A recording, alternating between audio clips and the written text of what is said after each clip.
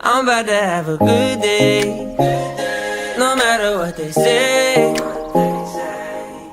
All right. It is Jeremy Ruffin with Ruff Talk. I am so excited today. It is episode 6. I got my girl DB is in the building. We gonna get to know her a little bit. We're gonna talk a little bit about some things. DB, thank you so much for being on today. RWR Live 365. Go download the app. You know, on Saturdays from 2 to 3, make sure you check it out. Ruff Talk. We talking about all kinds of good stuff. You do, I say it every week, but you do not want to miss this episode. It is going to be great. DB, thank you so much. I am so glad to be here, and I'm really excited. We going to do it. I tell everybody that comes on, we got 4 sessions, baby. We going to jump into the polar icebreakers. We going to find out a little bit about D Bizzle here for a second. All right. What is the best piece of advice, the best piece of feedback you've ever received? The best piece of feedback you've ever received? Oh, actually, it was printed in Scarlet Magazine because Steve Barber interviewed me for the heroines, and he came to a part of how do you impact others, and I do feel it can be difficult to kind of toot your own horn, so to speak. So I messaged one of my dearest friends, and I said, "Can you just answer this question?" And she did. And I copied and pasted it and sent it to Steve, and he put it in there. And in a nutshell, she said that I empower people to feel good and to do their best, and that wonderful things happen when I'm close by, like winning designer bag bingo. Those were her exact words. Mm. So if I have a feeling that I project to the people in my presence, that they can have a positive vibe coming off of me. Mm-hmm. I've been told I've got a high frequency, I've got a good vibe, and that I just emanate positivity and the feel good stuff. That's good. So I like that. That makes me feel humble. Yes. It's so much easier to be negative. Oh, yes. Well, no, not really. I cannot be negative. For most people, being negative, you could show them something, and the first thing that's going to come to their mind is something negative. Or they can see something, they're going to pick it. And I see it, I don't care if it's in sports, I don't care if it's in healthcare. People are easily negative. Mm-hmm. And for positive people who just walk around with a jolly green smile all day, we're just like, what in the world is going on? How can you be so negative? So thanks for having that positive attitude. That's not easy. You're definitely unicorn. Well, I was one of those goofy kids that if the teacher asked to see me after class, I always thought it was for something good. The big getting in trouble. What we talking about? All right, you got 3 items you're gonna take on you with a deserted island. We gonna take us a plane. We're going to drop you off somewhere. We're just going to kick you out. And we're just going to drop you off in the middle of somewhere. You get 3 items. Okay. What you bringing with you? I am going to bring Jif Natural Extra Crunchy Peanut Butter, the biggest jar I could find. Okay. Because I could live on that. That's like a single food group that would sustain me forever. I will bring my Chanel mascara because I do not leave the house without mascara. If you're blonde, you'll get that. Your eyes just disappear on your face. And the last thing I would bring is my 10-pound dumbbells. You gonna work out? Yes. I cannot lose the tone in my arms. There you go. That would just be an epic failure if that happened. I love it. I love it. I've never heard the dumbbell part. I heard a lot of stuff when I asked that question. Ain't nobody said they gonna work out though. She said peanut butter, mascara, and dumbbells. Mm-hmm. She gonna be cute to keep the look going on. She gonna be strong and she gonna be fed. What you gonna drink? I didn't really get that far, but I've got this little baby bottle of water. I'm gonna just stick it, like hide that, and have some contraband. I don't know about that, girl. You're gonna need you a lot of water if you got peanut butter. That's awesome. All right, we got DB on the show. It is Jeremy Ruffin, Ruff Talk. Remember RWR Live 365. You can go to Jeremy Ruffin on Facebook or Instagram, YouTube. You'll be able to catch it on Saturdays from 2 to 3. We got more coming back with Miss DB. You not gonna want to miss it. Stay tuned for more. I'll give you my praises. I'm giving my praises up to you. I'll give you my praises. I'm giving my praises up to you. All my friends just wanna be. All right, tell us your name. Tell us where you're from. I call it DB, but we're gonna actually let you find out. She actually got a government name, so we're gonna let her tell us a little bit about that. So DB, give us a little personal about you. Tell us your name. Tell us where you're from, where you grew up, some of those things. Okay, my name is Delayna Blakenship. I was born in Austin, Texas. Navy brat though, so I grew up in Hawaii, Texas, and London. Whoa. And then, but the bulk of my growing up was in Austin after my dad got out of the Navy. So I'm truly a Texas girl. Went to the University of Texas, Austin, and Dallas, and was an engineering major, honors engineering program at UT Austin. And I was always really good at math. I loved the math. But by the time I got to the second theory of thermodynamics, I was like, no, this is not what I'm going to do the rest of my life. So I did a pivot and I became a very overqualified business major. And I ended up getting a marketing degree from the University of Texas at Dallas. And through the course of childhood to then, I can say that I had really weird parents. They were not your normal parents that were young adults in the 50s and 60s. Dad and mom always said, you can be whatever you put your mind to. And my mom said, don't you go getting married too soon and relying on a man. You need to be independent, have a job, don't quit school like I did. So just all of that. But my formative time was in Austin. So I love boots, I love jeans, I love everything outdoors, but I also spent a lot of time in Dallas. So I love clothes and shoes and dressing nice and fun. Well, we know that based on what you said you bring if you got stranded on the island. She said mascara and working out. So like the dumbbells. So you got to do the best of both worlds. Huh? And I have worked out since I was 16. That's awesome. So through both children, I was at the gym every day, making everyone really nervous. Yeah.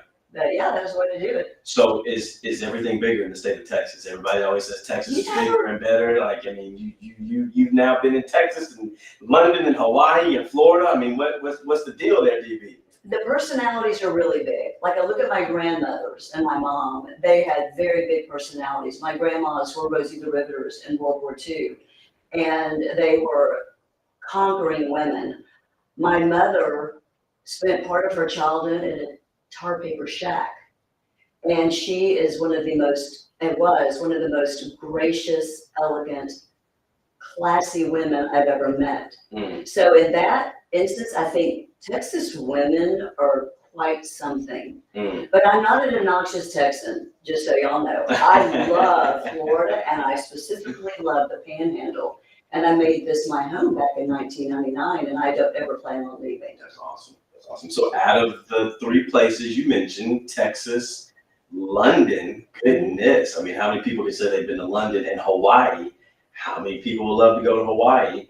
What was your favorite of the three? Was it still Texas? Is that because that's where you spent most of your time? You know, I would say, yeah, Austin is still my favorite city. I go back at least once or twice a year. Okay. I have so many families. You still have a lot of family there, I'm guessing. Tons of family, tons of friends. I love Austin. That saying, keep Austin weird, is a real thing. You ask Matthew McConaughey. He lives there for a good reason and grew up there. You know, Austin's got this weird, funky thing going. It's grown too fast, but they care about the little mom and pop stores, and they care about the aquifers, and you can't go anywhere without having a petition to sign. And granted, they have the best Tex-Mex in the world. That's probably like my go-to. Okay. But when I moved to Pensacola, and specifically living on Blackwater Bay, raising my kids here, I would say this is arguably the most friendly place I have ever lived. It's still small enough that we actually chat when we're checking out at Walmart or Publix. I have had total strangers ask me who does my hair. You don't get that in big cities. Really? You know, here people are like, oh wow, I love those shoes. Where'd you find those shoes? What do you do to work out your arms?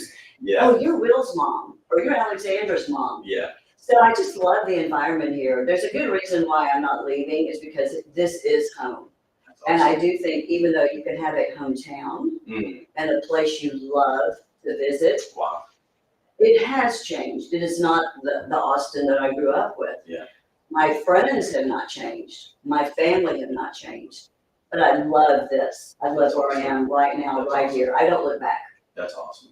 And that's funny because a lot of people do. A lot of people look back. A lot of people say, well, I wish I could this or I wish I could that. But it's cool to hear someone who says, the decisions I made, I'm actually glad that where I am and where I've become and what it's shaped me and formed me to be. And we do talk a lot here in Pensacola now.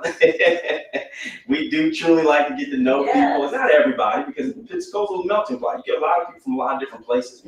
But those who are truly from this area, they really do. I think they do genuinely care to know that you're okay and you're good and things are all right with you. Oh yeah, one of my best friends, and I've worked with her on the board of Impact 100 for 2 years straight. She is like a 9th generation Pensacolian. I tease her about being, like an 18th generation and really early inbred, and we just have a fun time with that. But she's truly a native Pensacolian.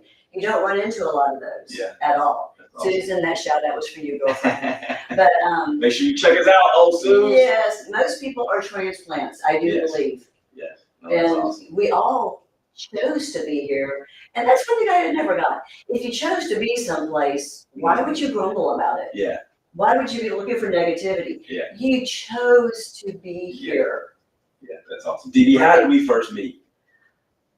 We met at Art of Fashion when you were a model for Covenant. Do you remember that? Yes. And then we had this big break in communication. And then when I called Covenant Care, That's right. through Angela Bottesini to get home health care for my dad, Yes. you were the contact. Yes. And you were like, Delayna, we've met each other before. We've had our photo done Did together. you remember that when I said that? Yes. I go, oh my gosh, I knew that name. And I looked you up. We're Facebook friends, because you're Facebook friends with everyone in the world, right? But there you go. But then it was like, oh my goodness. So we talked, we had coffee. That's right. This is before you even had the podcast. And it was percolating. I know you were thinking about it because you had your little notebook there. And when we got through with an hour of drinking coffee and chatting, you go, this could be a podcast. That's right. We should have recorded what we talked about.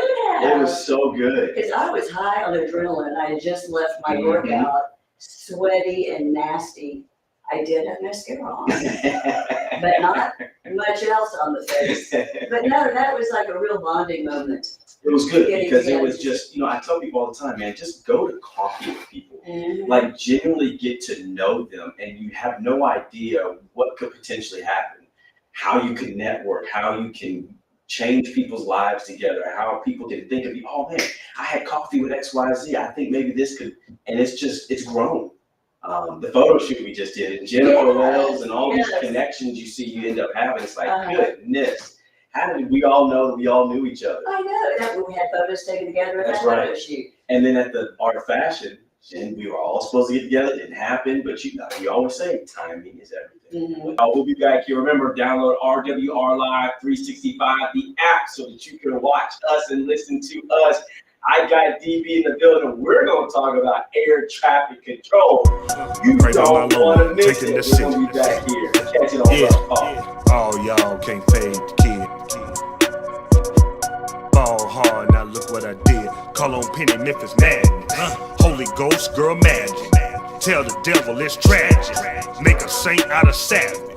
Man, it's nothing but the blood. All these kids on drugs. Deliverance is a mug.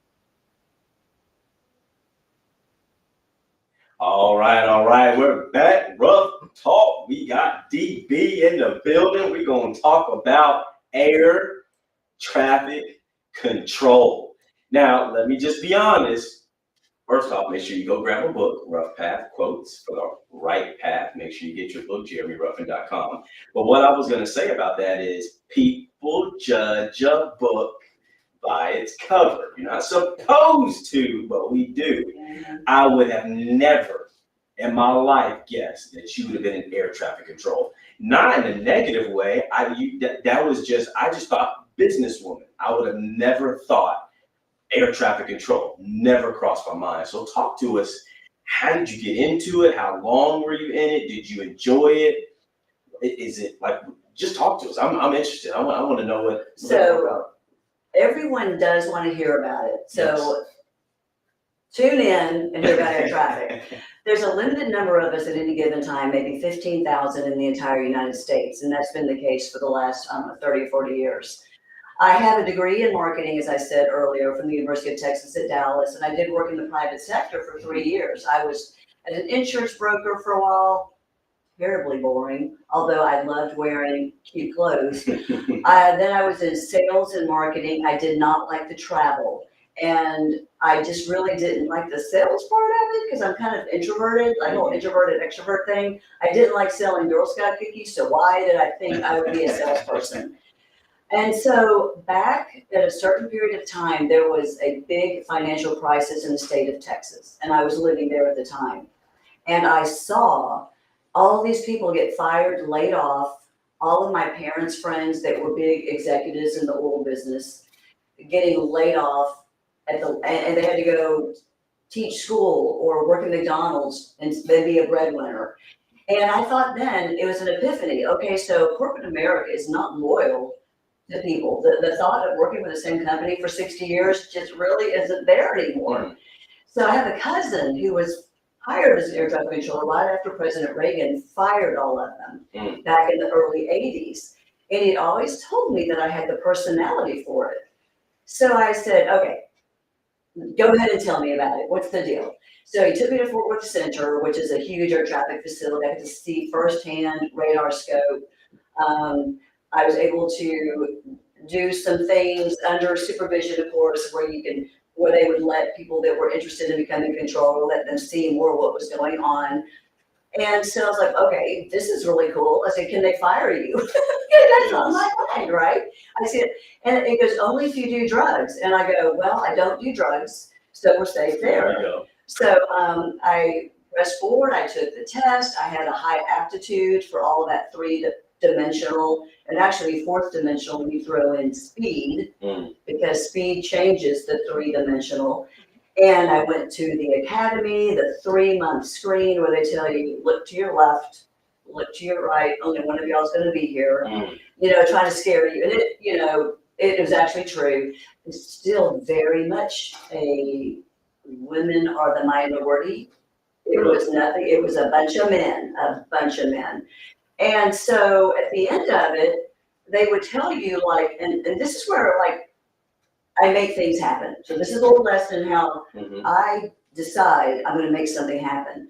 So at the very end of it, they gave us a list of the facilities that were available and needing controllers. And the first place your first facility, you did have a choice, but it was limited. After that, it's just like any other job. If you want to go to Houston or Atlanta and they have openings, you apply and you interview and they check on your skill set.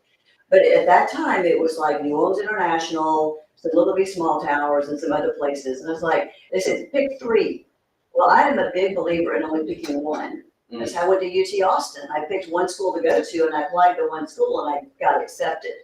So sometimes you don't need to pick 3. If you really know you want to do something, pick one. Just go for it. So I put down New Orleans, and I go in for my interview, and there's these 3 men, in their 60s, sitting around in suits going, Delayna, you only selected one facility. And I go, this is true. I said, however, I'm as good as any of those guys out there. And on the last graded problem, I got the highest score in the building. And New Orleans is where I want to go. No second or third choice. And they go, you know what? New Orleans needs that kind of attitude. You're going to New Orleans. Oh, wow. So I started off at New Orleans International, which is Louis V. Armstrong. Okay, radar and tower. Great place. Again, there are 3 women, 38 men. My first supervisor, his name was Possum. I couldn't understand him. I could barely understand him because he was a Cajun. But he told me this, Delayna, for you to have these guys respect, and I never will forget this, you have to be as good as all of them and better than most of them. Mm. Now, in today's environment, could anyone get by with saying that Mm. to a little blonde chick that just showed up from Mhm. Dallas, right? No, but back then you could. But in my mind, I was like, bring it on. So I just kept my head down and did it, got checked out. I earned their respect. Later on, there was a guy who came to me, he goes, Delayna, thank you for proving me wrong, because when you showed up, I really thought you should be home barefoot and baking cookies. Ooh, And he said, but you proved me wrong. can't say that either. So after that, I went to Houston Intercontinental, the other big one, Mhm. and then Mobile, Towers, Raycon, when I got married, and that my stepdaughter lived there, and it was very important to me that we be in her city, Mhm. because we're very hands-on and involved in her. Kelly, love you. And Hey, Kelly. she is the reason we went to Mobile, and I met my best friend that's there, and just my stepdaughter, we're so close. That was like hands down the best decision to take the pay cut and go to Mobile from Houston. But I always had my eyes on Pensacola. Really? And when Had you been here before? I had everyone, well, when I was in New Orleans, it was a big road trip to make, to come over and eat it, McGuire's or go to the beach. Gotcha. And I was like, and Pensacola is one of the most popular air traffic facilities to work at.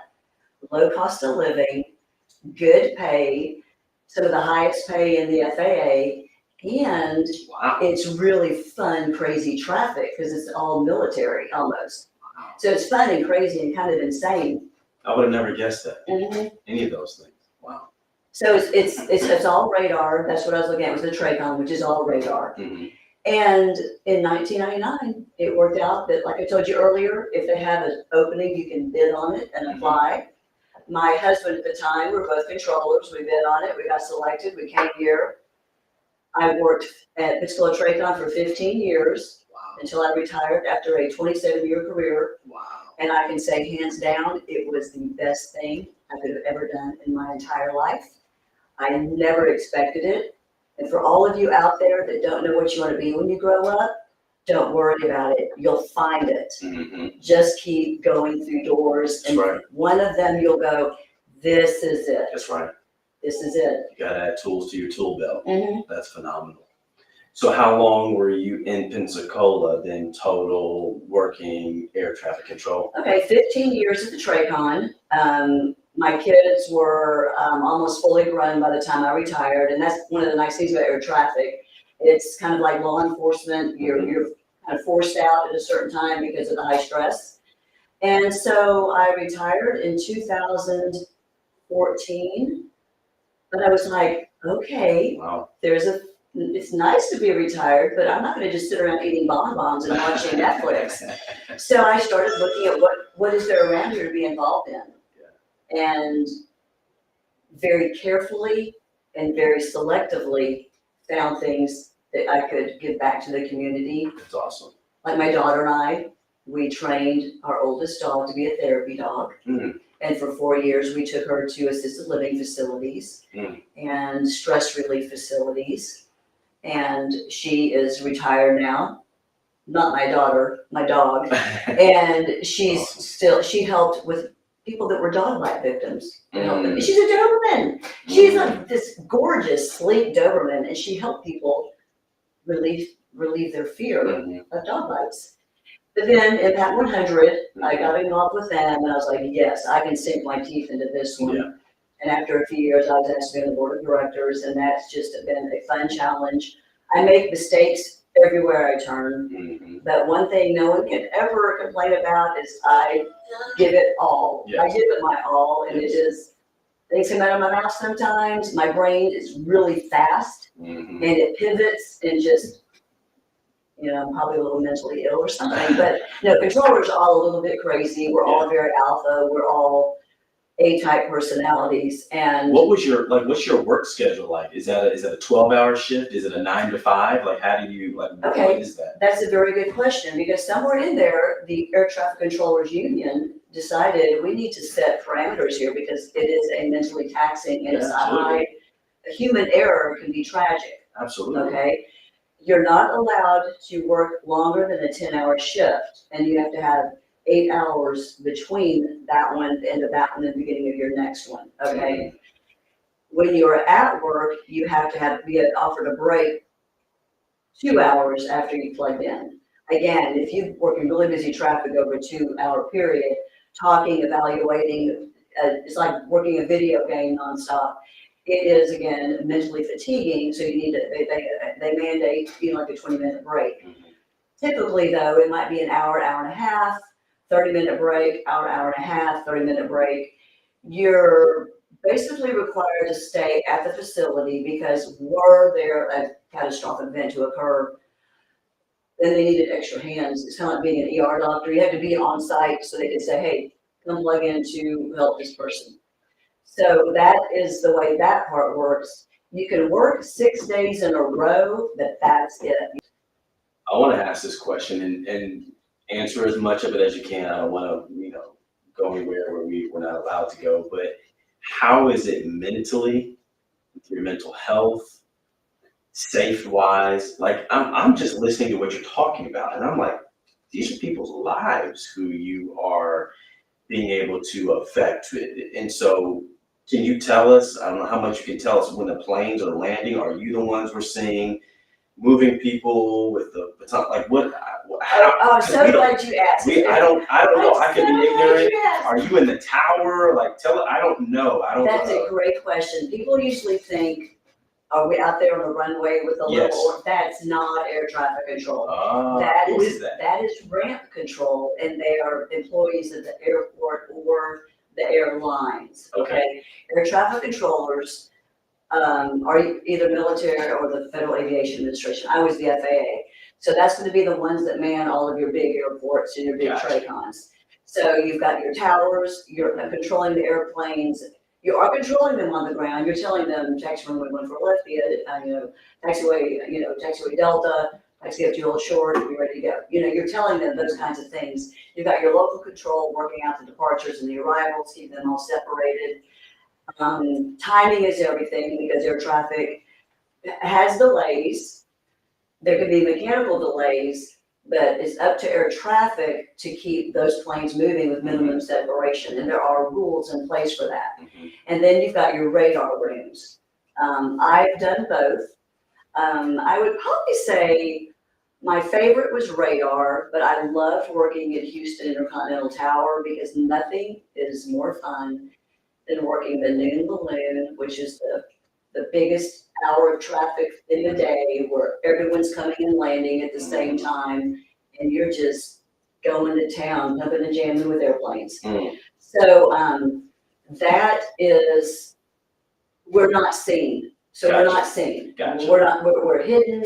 It's a secure facility. You got to have a security post to even get in there.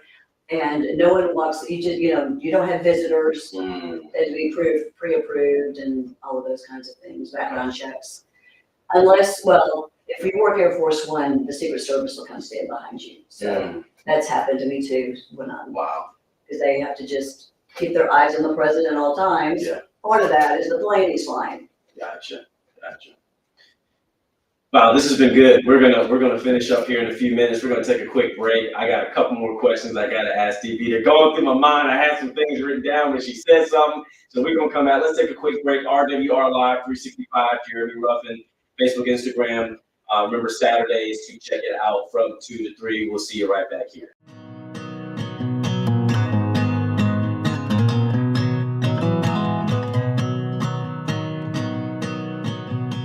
I've been sick and tired. All right, we're back with Ruff Talk. We got DB in the building. She's talking about air traffic control. She's schooling me. She said, bro, I ain't on the ground. I'm in the tower, man. Don't get me on that ground. I done learned, what grandma, I done learned some things today. You can learn me some things. Okay, so I wanted to ask this question. All right, so I'm in healthcare. Sometimes the worst patients are nurses and doctors, right? They know everything, they see everything, right? So I gotta ask, who's the worst person to be in the plane? Is it someone who's been in FAA, who knows a flight? You are sitting in this airplane and you're seeing all these things going on. Like right now, your eyes, I can tell you're thinking right now. Is it hard for you to relax on a plane? Are you thinking about things you would do differently? You've been in the cockpit, you said. What's going through your mind when you're traveling, when you're flying? Are you able to relax and put it in people's hands for things that you were so good at that you knew worked? That's an excellent question, because when I worked for the FAA, we were allowed to go on familiarization flights where we would sit in the cockpit, and when a crew invites you to sit in the cockpit with them for a flight, they are the first ones to tell you, if you see something, say something. So in the cockpit, you're not relaxed. You are actually taking on the responsibility of, you've got your eyes out the window, whether you're taxiing and looking to scan the runway, there's an errant airplane or dog or something on the runway. That, I would say, is full on, you feel very involved. I don't do that as a retired air traffic controller. I'm in the back, right? And I am the most laid back, relaxed person on the plane, because I know and I have understood and been trained on turbulence. And so turbulence does not alarm me, okay? I know that if there's big, dark thunderclouds out there, the pilots will be going around them, not through them, because I used to give them vectors around weather. Wow. And we would have equipment on the ground and in the air and just everything that would give us the ability to tell them what level of thunderstorms were ahead of them. Suggest heading 010 for the next 50 miles, and then you can start working your way to the west and things like that. So I could be sitting in there reading a book, a little drop, and everybody's gasping, and I'm just reading my book. Doesn't even faze me. So it's because I know all the redundancies. I know what's going on in the radar scope, and there's lots of eyes on that plane. And today's equipment is so high tech. You can see a flock of birds on radar. Really? You know, it'll paint. It might look like a plane, but it could be a big flock of birds. Wow. So the only thing I worry about is the controller working the city good? You know, just that kind of fun comment you might think about was, okay, I hope they're well rested, you know, that kind of thing. Things that us normal people would never in our world, wildest dreams, even think about. Because it is up to controllers to know, do I feel well enough to come to work today? Wow. And sick leave is available. Yeah. If you literally, like if you have a migraine or you woke up and you just, you know, your neck is, whatever the case may be, because you asked about this earlier, like the safety part of it, the stress, you have to be 100% because it is a safety issue. And when all the years I worked, did I ever think about the people on the planes? Not once. Not once. You can't think about the people in the planes. You can't think about the pilots. You have to think about getting the job done, providing the separation criteria to move the airplanes expeditiously and safely through the airspace, so that when an emergency does happen, and they do, you can maintain a calm, cool demeanor and think with all of your faculties and come up with a plan B, C, or D to get that plane safely on the ground. That's good. That's good. We talked earlier about doors. So we're gonna, like you used your favorite word, pivot. So we're gonna pivot a little bit. You talked about walking through doors rather than shutting them on yourself. And since you've been young, you've had the mindset in life that it's an adventure. And you've had a mindset that you just barrel through the doors, right and left. And sometimes you have to pivot. I can see DB just nailing through the door, baby. And then you get through the door, you're like, oh, this ain't it.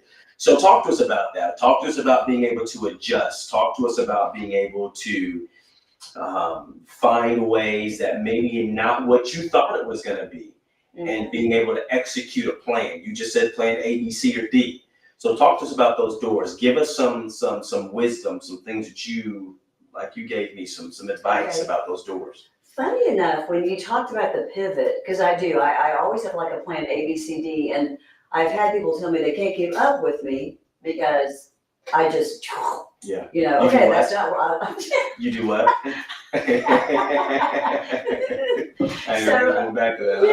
Yeah. So, but a vision came to my mind, Everyone is listening. Pull up a YouTube video of Earl Campbell as a Texas Longhorn, as a Houston Oiler. On the field, Darrell Royal sent his guys to ballet. If you watch Earl Campbell running down that field, you can see the ballet, the pivot, the change, the adjust. He was one of the most amazing people on the field. So that's what my brain does.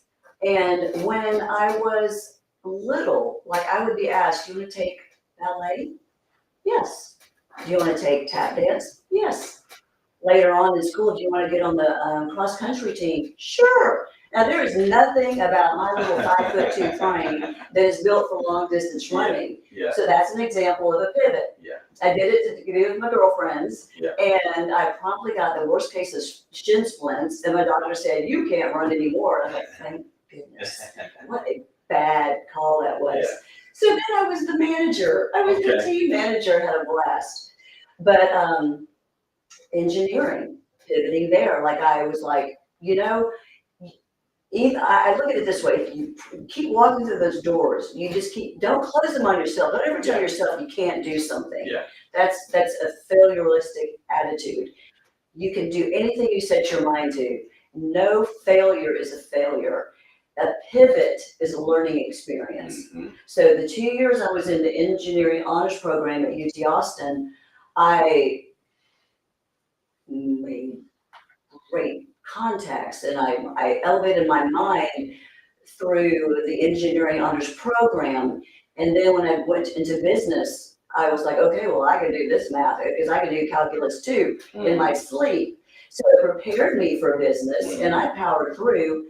My last semester at the School of Business at the University of Texas at Dallas, I took 21 hours. Wow.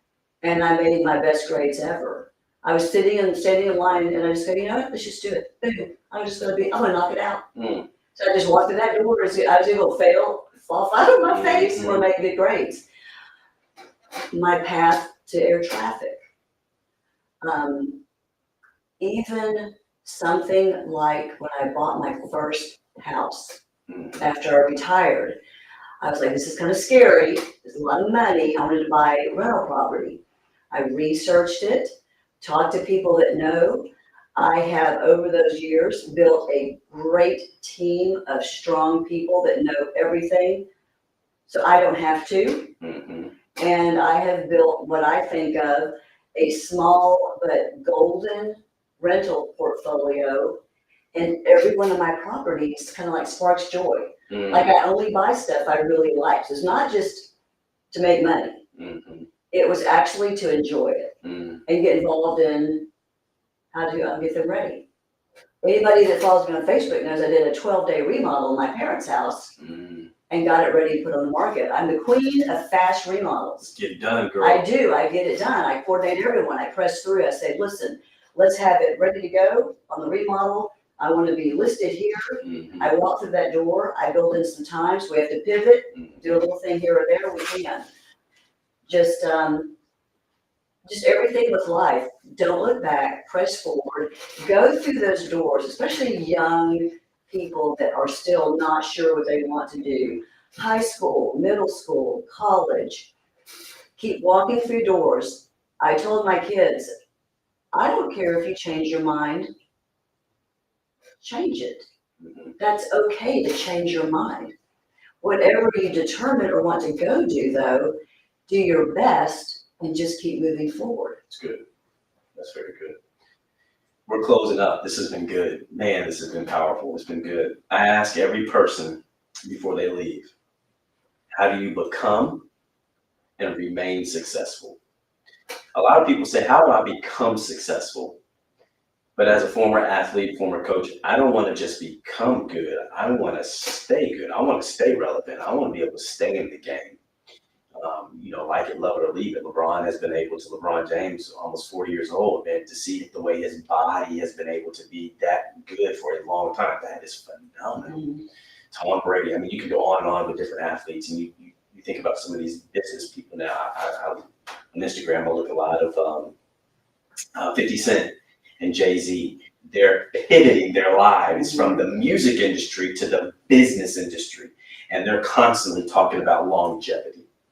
What do you think in your mindset is how you become successful and remain successful? I think you become successful by having an attitude that every single thing you go after, you will give it your all. You will climb that mountain. The success will follow you as a result of that. Mm-hmm. I never ever told myself I need to do something to be successful. Mm-hmm. I just tackle life. So tackle life, tackle everything that comes before you. Give it your all. Be that one that, you know what, I'm going to run that extra mile to train. I'm going to do that extra push-up because I will better myself. The end result that will happen organically is you will be successful. To maintain that, I think, is to maintain your relevancy. And you may not be able to run like you did when you were 20, so maybe you start biking. You may have had a magazine, but then you go, you know what, I'm going to do a podcast. Okay, you're doing a pivot to stay relevant. I have had a chance to become involved in the community, and I find that by saying yes, that's helping me to maintain what is a form of success. Saying yes to new experiences. Don't ever close up and say, I'm not going to do that, I can't do that, that's not my thing. Say yes, like me being here today. First time ever. Yeah, but you're getting ready to start a podcast. Okay, Which is phenomenal. yes, tomorrow we have a dry run That's awesome. in a podcast I've been asked to be a member of. That's awesome. The powder room, drop a man. But the point is like when I was asked to do that and do this one with you, I'm like, okay, you know what? Why not? Just do it. Just do it, and you get seen, you get noticed because people see the can-do attitude. Yesterday I was in a meeting, and I will say it wasn't a perfect meeting that I was running. I ran it with a lot of enthusiasm. And I heard one lady say over to my side, "You're a firecracker." So it doesn't have to be perfect. Yes. Just do it. That's right. Just do it. That's right. Someone asked me the other day about this podcast and getting started, and I said, there's the podcast, my nonprofit, just do it. You can figure things out as you get going, but if you never start, if you wait until everything is perfect, you will never start. So just get in it, and you'll give yourself some grace as you're going through it. Absolutely. And be willing to accept those gentle critiques from people. Consider the source. Don't take everything to heart, ever. Because some people, you shouldn't listen to what they say because they're not worthy of even giving information out. But consider the source, reflect on it. I am, I told once that I'm very self-aware. So I think being self-aware and knowing that you can be bold and not be obnoxious. Yeah. Okay, you can be bold and successful and aggressively go after things with a lot of enthusiasm, but do it also in a way that you're still likable. Yeah, that's good. The most successful people I know around here, even, Yeah. we've got some great retired football players. Yeah. Right? There's like a whole bunch of them. Yeah. Every one of them that I've met and gotten to know, Yeah. they are genuinely nice. They give back to the community, and they do other things besides just sitting on their laurels. They've pivoted. Yeah. Except for Fred Robbins. He's not Fred Robbins, he's such a mean guy, isn't he? You would look at Fred and be like, I am not messing with that dude. That's a big old dude. I am not messing with him. But if I needed anything in my life, I would call Fred in a heartbeat because Fred is just a phenomenal. Yes. His whole family, man, his wife, man, just great people. So, DB, thank you so much for coming on today. Listen, if you guys don't follow her, if you don't know who this person is, man, DB will give you the shirt, the clothes, not the mascara. But not this one. Not I like this. one. She ain't giving you this. Octavia said you better not touch me. And she ain't giving you her mascara or a peanut butter or a dumbbell. Outside of that, she might. No, DB is a phenomenal person. DB, thank you so much for Thank who you you. are and what you do in our community, not just with Impact 100, but what you're doing with air traffic control and how you love and care for people, and your reputation definitely precedes you. So thank you so much. Thank you. All right, Ruff Talk, RWR Live 365. Download the app on Saturdays from 2 to 3. You don't want to miss it. Make sure that you go to jeremyruffin.com. I tell you all the time, when you combine your passion with your purpose, you are powerful. You don't know what your passion is. If you don't know what your calling and your purpose is, you contact me. I want to help you not only know your purpose, but dominate your purpose every day. You'll be passionate about it, and every time you do anything, you will be powerful. Have a great day. It's Ruff Talk, Jeremy Ruffin. Shout out to all those people who are watching RWR Live 365. We appreciate you. Have a great day.